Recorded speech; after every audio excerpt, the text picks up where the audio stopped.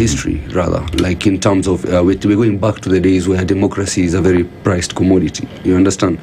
So I feel like you have to be very careful, first of all, with your words. Number two is you have to put things as they are at the same time. Hakuna mambo kudanganyana hapa. We have to look at a country and say where we are wrong. Umeelewa?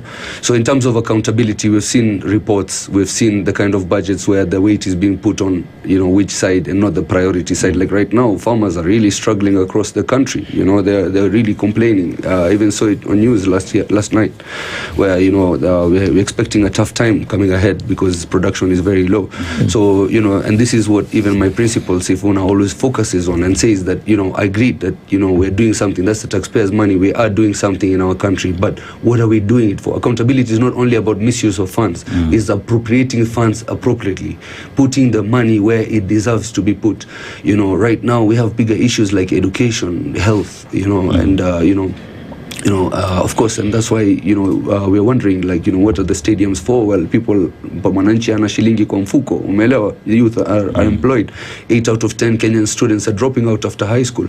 How are we going to get to Singapore with 8 out of 10 people dropping out after high school? So, are we ever going to get to Singapore? That's a story. Like, we have to be serious, guys. Unajua, at the end of the day, hadithi ni hadithi. Pia sisi kama nchi, we're joking around. When we go to countries and we see 1 million people are doing so much better than a country with 60 million people, I'm wondering what's going on. Because if you have an army of 60 million and an army of 1 million, the 60 million has better chances. Right. So, with proper accountability and people who love their country at the top, I believe this country is destined for greatness. We have a lot of blessing in terms of, opportunities. We have a young population, 19 average population.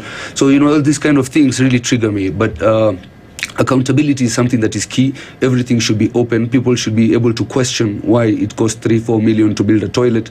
There's some things that are not making sense at all. Cost workers, like just this time in education, 1.2 billion Kenya shillings was lost and not accounted for, sent to ghost schools, ghost students. You understand? 1.2 billion is enough to finance the entire cohort of 1 million students per year. You understand? Yeah. So if we're losing such things, I don't believe coming back to the mwananchi and then taxing them again to get that money for your leakages. It's not fair, to be honest. Let's stop the leakages first and then come back to the mwananchi and look at for more money, or even charge them less, because I believe the leakages, our former President Uhuru Kenyatta used to say that we lose 2 billion Kenya shillings a day. You understand? I wonder how much we're losing now, because it's reflective even on the roads. The corruption level has really gone up, to be honest.